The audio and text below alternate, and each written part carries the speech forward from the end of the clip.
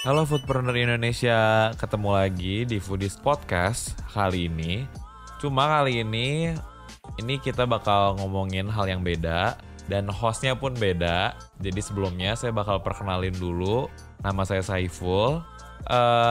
Hari ini Foodies Podcast bakal kedatangan salah satu tamu yang mungkin kalian tunggu-tunggu juga, karena ini materinya pun beda sih dari yang sebelum-sebelumnya. Buat kalian yang belum tahu tentang food safety, ini di sini ada pakarnya yang udah ada di sebelah saya buat ngomongin tentang seberapa aman sih sebenarnya makanan yang udah kalian jual. Nah, sekarang kita bakal belajar tentang dasar-dasar food safety dulu nih. Pasti kan kalian pada bingung kan gimana sih awalnya bisa jualan makanan dengan produk yang bagus. Nah, sebelum kalian menuju ke marketing, menuju ke operasional, nah salah satu faktor penting adalah produk dari food itu tersebut bisa menjadi lebih safe kali ya. Nah, langsung aja kita perkenalan dulu. Di sini udah ada Pak Sam. Halo Pak Sam. Hai. Halo. Apa kabar, Pul? Halo, alhamdulillah Pak. Gimana Pak? Sorry nih, suaranya agak kurang sehat ya. Jadi mungkin kualitas suaranya kurang bagus. Tapi akan saya coba yang terbaik untuk menjawab semua rasa penasaran food lovers.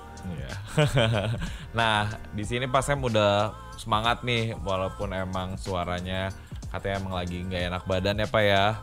Tapi semoga kali ini bisa menjawab semua pertanyaan-pertanyaan teman-teman tentang food safety. Nah, karena kan banyak banget nih yang nanya food safety itu sebenarnya apa, terus dasar-dasarnya itu seperti apa. Nah, mungkin pertanyaan pertama yang akan saya tanyain ke Bapak, apa sih sebenarnya itu food safety? Oke, gampangnya sih sebetulnya kalau dari bahasa Inggris ke bahasa Indonesianya, food safety itu kan berarti keamanan pangan atau makanan yang aman untuk dimakan gitu ya.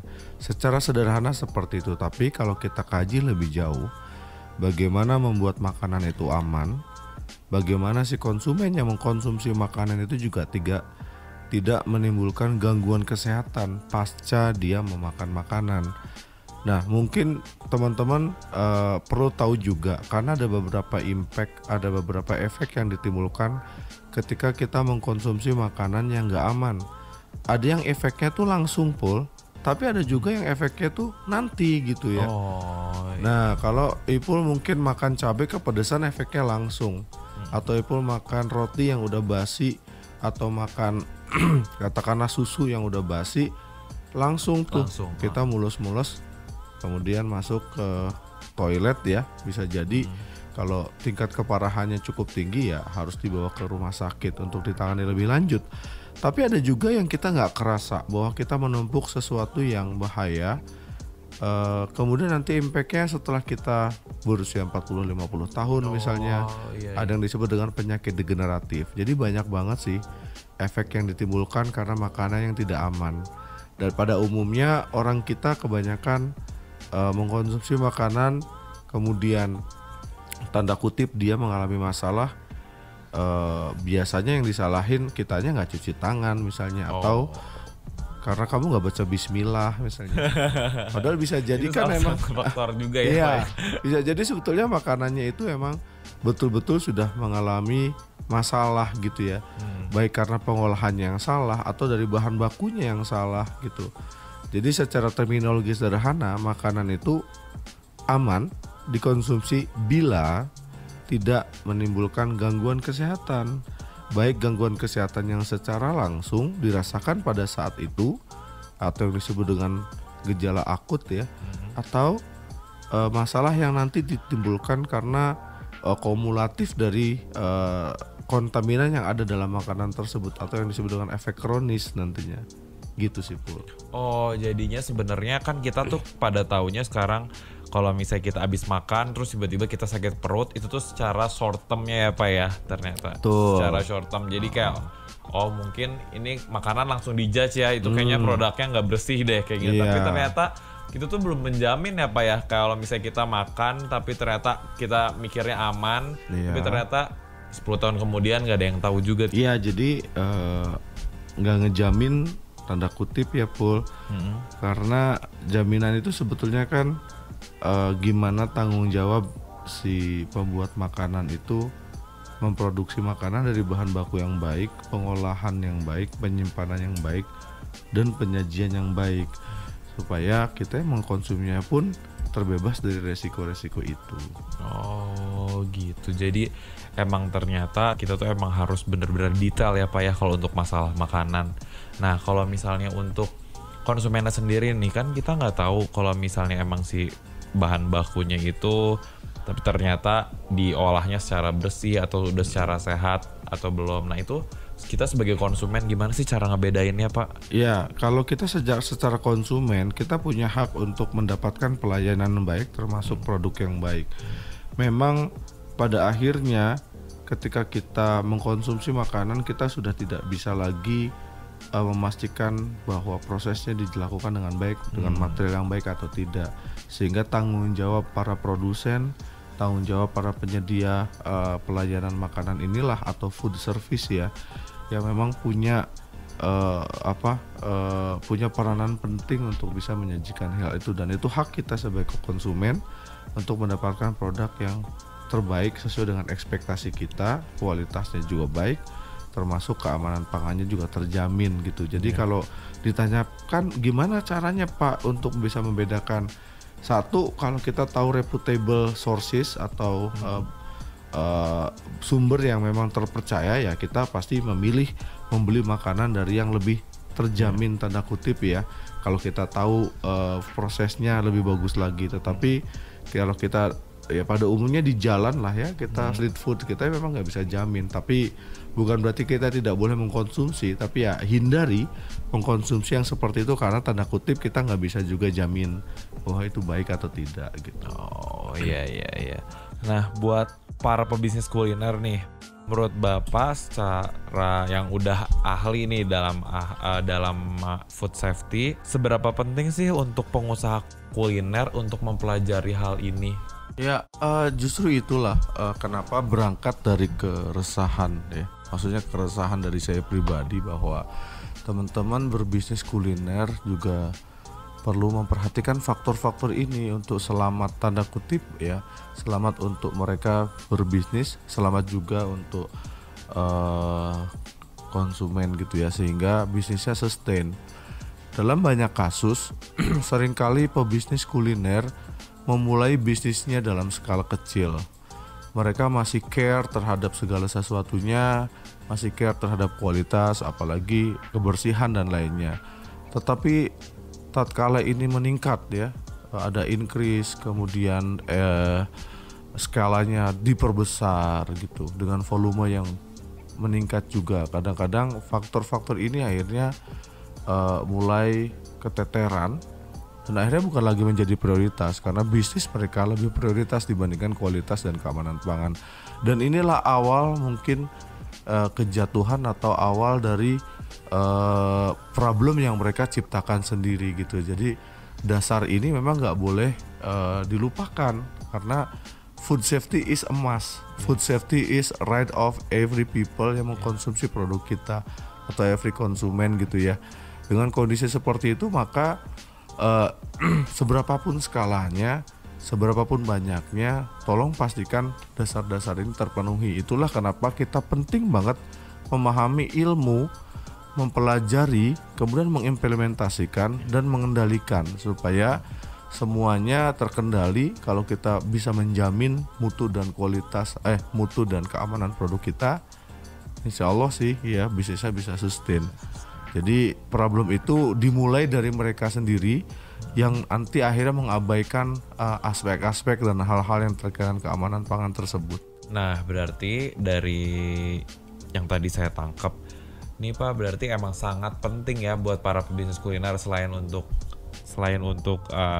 meningkatkan kesehatan para di Indonesia juga, mereka pun emang harus tahu untuk gimana sih caranya biar produk mereka lebih berkualitas dan akhirnya bisa sustain, karena itu tuh bisa membuat citra mereka pun menjadi lebih baik. Iya, nah, betul.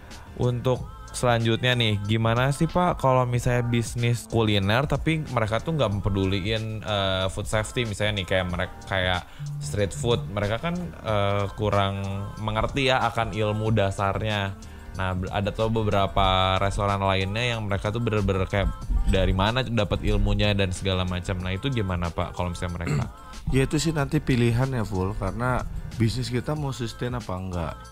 Skalanya mau hanya seperti street food yang biasa, kemudian eskalasi atau scale up-nya hanya seperti itu, atau mau ditingkatkan levelnya gitu ya, level nasional, level internasional gitu loh. Nah kalau kita bicara dari situ berarti kita bicara juga dari visi atau misi dari si pemilik bisnis tersebut. Kalau cukup ya nggak ada masalah untuk saat ini ya. Tetapi ke depan kalau nanti pemerintah punya regulasi menertibkan semua industri pangan, terutama yang dari mulai kuliner di jalanan maupun sampai ke pabrikan yang besar, diharuskan bisa memenuhi standar yang harus dipenuhi, ya akhirnya kan mau nggak mau, suka nggak suka akan ke arah sana gitu. Karena tuntutan konsumen sekarang semakin ketat, tuntutan konsumen juga sekarang semakin tinggi gitu ya. Tingkat kepedulian mereka terhadap makanan juga baik, tingkat kepedulian mereka terhadap kesehatan juga meningkat gitu loh. Jadi mau nggak mau, suka nggak suka tadi akan ke arah sana sebetulnya. Nah tetapi kalau teman-teman baru mulai bisnis kuliner, saya sangat menyarankan untuk bisa memahami dulu prinsip-prinsipnya. Nah sebetulnya kan kalau dibilang dari prinsipnya untuk keamanan pangan ini sederhana sebetulnya. Yang penting dari materialnya kita beli bagus, prosesnya kita jalankan bagus, penyimpanannya bagus, penyajiannya juga bagus.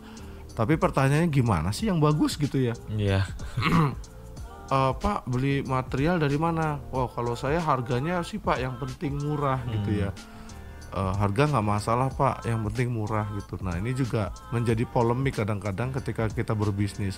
Kita naikin harganya akan berpengaruh terhadap food cost, ngaruh banget terhadap nilai jual gitu ya. Tapi kalau kita beli murah juga, aduh, kalau material itu sudah jelek, diolah juga pasti jelek gitu loh, nggak akan bisa meningkat kualitasnya. Nah, jadi penjagaan awalnya kan berarti ngerti dulu apa sih standar quality minimal untuk di material. Kemudian bagaimana sih proses itu harus dilakukan. Makanan ini harus disimpan di mana, atau nanti cara menyajikannya seperti apa supaya tidak salah gitu ya. Nanti saya terangkan lebih lanjut Bol, terkait dengan prinsip-prinsip dasarnya ya. Wah menarik sih ini untuk kalian para pebisnis kuliner tuh. Berarti emang kalian emang harus sangat memperhatikan mengenai keamanan yang ada di produk kalian, karena itu menyangkut dengan kualitas. Nah tadi ngomong-ngomong nih soal tentang biaya nih Pak. Kan beberapa produk makanan sehat mungkin yang beberapa brand yang sekarang banyak yang bermunculan di Indonesia kan tercenderung mahal tuh Pak. Itu apakah ngaruh karena mereka itu memperhatikan food safety atau enggak sih Pak? Mahal murah relatif ya, cuma sesuatu yang baik tidak harus mahal, dan sesuatu yang buruk juga nggak selalu murah gitu. Ya banyak contoh lah, kita membeli sesuatu jelek padahal mahal lagi gitu ya. Impact ke tubuh kita juga bisa beresiko. Nah tetapi yang perlu digarisbawahi di sini adalah keamanan pangan itu kan berarti ada hal-hal yang harus diperhatikan. Yang pertama, kalau kita bicara tentang resiko ke kesehatan, ada 3 jenis resiko sebetulnya Pul. Yang pertama itu resiko kesehatan yang diakibatkan karena ada kontaminan mikrobiologi. Kamu tahu mikrobiologi maksudnya kan? Oh iya tahu. Bakteri. Itu benar. Ya, bakteri, kuman gitu ya atau sebutannya gitu ya.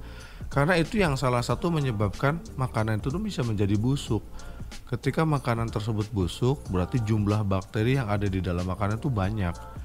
Dan kita belum tentu bisa tahan terhadap pertumbuhan bakteri yang banyak ketika kita mengkonsumsi makanan. Maksudnya gini, kalau di makanan itu udah banyak bakterinya Pul, itu yang terjadi tubuh kita juga berusaha untuk menolak sebetulnya. Nah kemudian kalau kita kalah, akhirnya kita yang sakit gitu kan. Nah ada beberapa hal juga bakteri-bakteri yang bahaya banget gitu ya, karena dia menghasilkan toksin full. Misalnya kalau kamu kena sipes itu sebetulnya kena bakteri namanya salmonella. Salmonella itu bakteri yang umum ditemukan di air, di kotoran hewan gitu ya, dan sesuatu tempat yang kotor lah.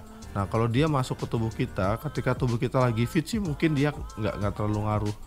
Tapi kalau tubuh kita nggak fit ya, itu juga bisa jadi ngaruh, akhirnya kita kena sakit tifus. Contoh lain, kalau kita mungkin makan makanan kemudian ada bakteri E. coli atau coliform, itu bisa kita kena disentri, kena diare. Tahu nggak E. coli itu dari mana full sumbernya? E. coli dari, biasanya sih kalau bakteri E. coli yang saya tahu dari sayuran gitu nggak sih Pak? Ya, sayurannya itu sebagai media sebetulnya. Sementara bakteri E. coli itu sebetulnya adanya di perut kita, di perut, di usus besar kita sebetulnya ya. Jadi ada bakteri E. coli itu berarti ada indikasi bahwa makanan tersebut telah tercemar karena feses manusia gitu. Secara tidak sengaja tentunya gitu ya. Kenapa akhirnya ada di sayur? Bisa jadi air yang digunakan untuk menyiram tanaman tidak bagus gitu ya. Kemudian ketika diolah, sayurannya nggak dicuci atau dicucinya nggak sempurna, nggak bersih. Jadi sisa si bakteri itu masih ada di situ. Kemudian masaknya juga nggak mateng, proses masaknya nggak bagus gitu ya. Misal apalagi sayuran masih mentah gitu ya, langsung disajikan. Orang Bandung suka makan, orang Sunda lah ya, suka makanan lalap gitu. Sayurannya dari pertanian nggak dicuci sampai ke tempat makan atau ke restoran langsung dimakan. Orang yang makannya lagi kurang enak badan atau nggak fit, akhirnya keserang dia gitu misalnya. Itu kan satu resiko, yaitu yang disebut dengan bahaya mikrobiologi yang disebabkan oleh kita gitu ya. Nah, ada lagi yang namanya bahaya kimia full. Bahaya kimia ini ada bahan kimia yang ada di dalam makanan kita. Contoh gampangnya gini deh. Ketika kita makan, kemudian kita merasa bahwa ini ada pengawetnya nggak ya? Pengawet itu kan sebetulnya bahan tambahan pangan, tapi dia punya dosis sebetulnya. Dosisnya itu udah diatur oleh pemerintah kita melalui Badan POM, tetapi penggunaannya apakah dia melebihi dosis atau tidak kita nggak tahu. Contoh bahaya kimia yang lain yang sering terjadi adalah penggunaan bahan berbahaya, formalin atau boraks gitu ya, atau pewarna namanya methanol yellow yang warnanya kuning banget, atau pewarna makanan lain yang memang bukan pewarna makanan, pewarna tekstil atau pewarna yang lain yang berbahaya bagi tubuh kita. Itu namanya bahaya kimia full. Atau bahaya yang berasal dari kemasan makanan, kemasannya nggak aman gitu ya. Ada sisa plastik yang polimer dari plastik yang nanti terdistribusi ke makanan dan akhirnya terminum atau termakan oleh kita. Contohnya kita beli kopinya pakai gelas plastik gitu ya di gazebo misalnya. Kemudian nanti kita seduh, pas minum bawa plastik. Nah, kopinya tuh berarti sudah mengandung bahan kimia yang terkontaminasi dari plastik karena kena panas gitu ya. Itu bahaya kimia. Ada lagi bahaya fisika full. Bahaya fisika itu yang sebetulnya secara visual kita bisa lihat. Pas kita makan, pernah nggak kamu makan terus ada staplesnya gitu?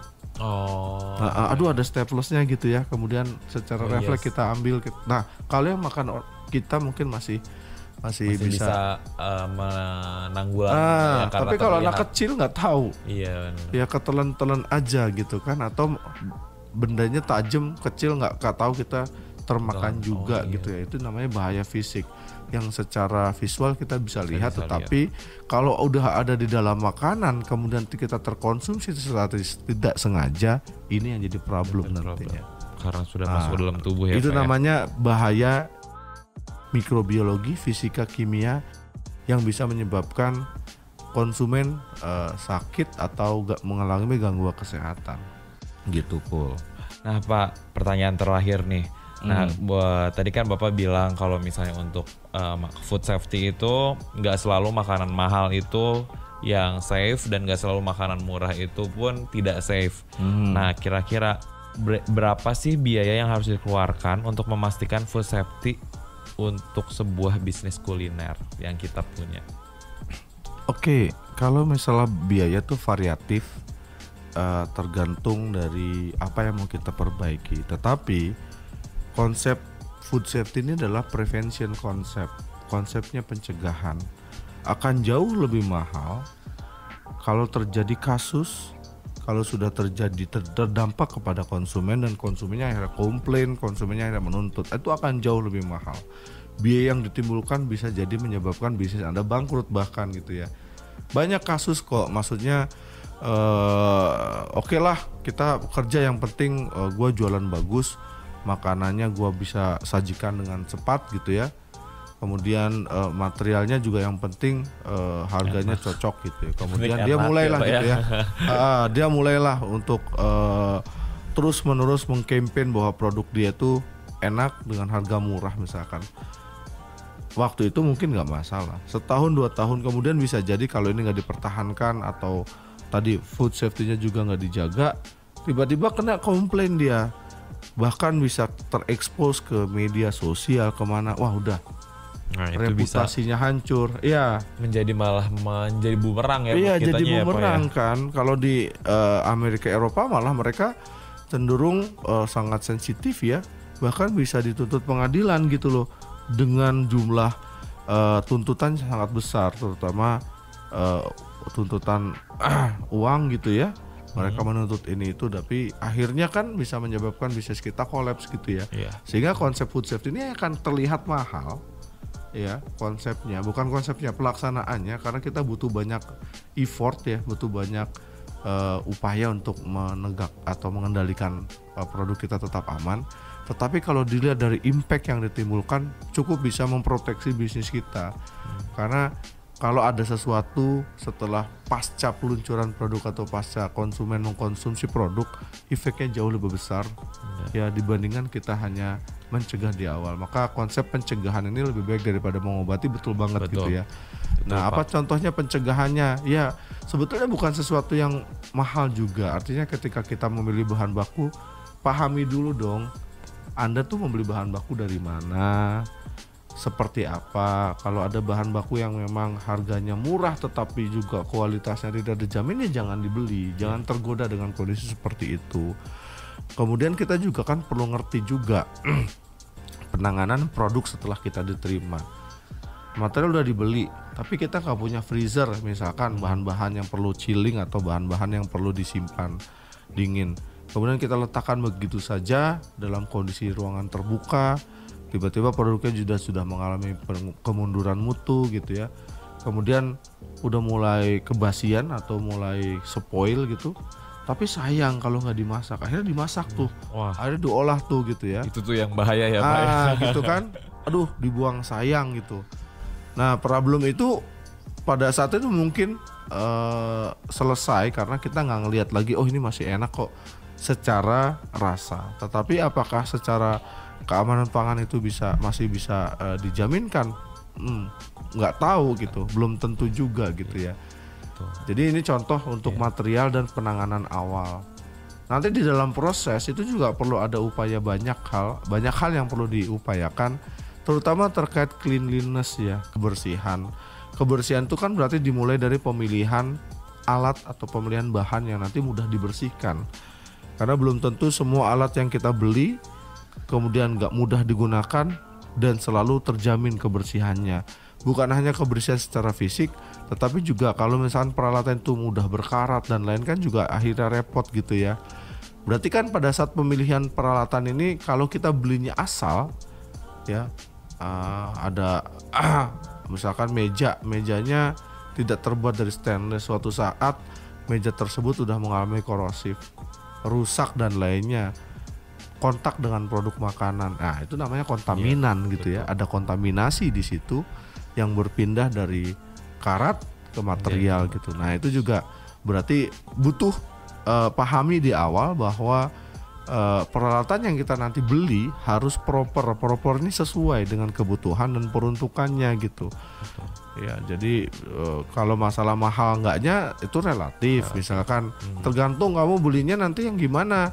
Apa mau yang awet, apa yang mau nanti beberapa bulan, berapa minggu, berapa tahun kemudian udah rusak, akhirnya nggak bisa dipakai. Gitu juga tergantung kan, Pul. Betul. Gitu contohnya ya.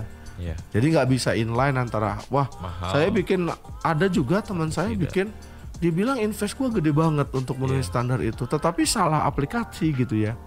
Akhirnya sia-sia juga gitu karena nggak ngerti ilmunya, karena nggak mau baca, atau karena taunya ya udah serahin kasih ke orang yang udah tahu bikinin, tetapi akhirnya ada sesuatu yang nggak kepake, malahan yang dibutuhin nggak ada gitu. Akhirnya kan juga sia-sia. Makanya yang lagi merancang bangun sekarang, pelajari dulu konsep itu, kemudian pahami bagaimana nanti operasionalnya supaya mudah ke depan, sehingga konsisten dilaksanakan gitu sih, Ful. Nah jadinya buat kalian para pengusaha kuliner, sebelum terlambat kalian planning sedetail mungkin mengenai bahan baku, terus alat-alat masak, dan everything dibuat menjadi produk yang berkualitas.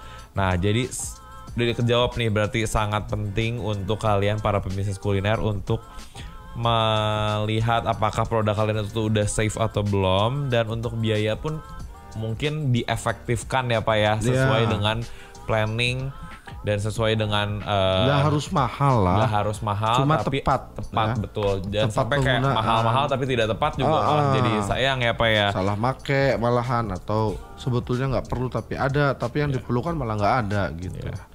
Betul. Nah jadi ini jadi buat kalian jangan ragu, jangan kayak pas awalnya ngelihat kayaknya food safety akan mahal untuk produk kita, atau kayaknya food safety akan ribet, karena sebenarnya ini itu sangat memberikan impact yang besar untuk para teman-teman foodpreneur. So kita bakal ngobrol lagi bareng sama Pak Sam ini, jadi kalian semoga udah pada paham ya food safety itu sebenarnya apa, seberapa penting itu food safety, dan sekarang udah kebayang food safety itu seperti apa. Ntar kita lanjutin. Oke teman-teman, tetap di Foodies Podcast, semoga bermanfaat dan sampai jumpa.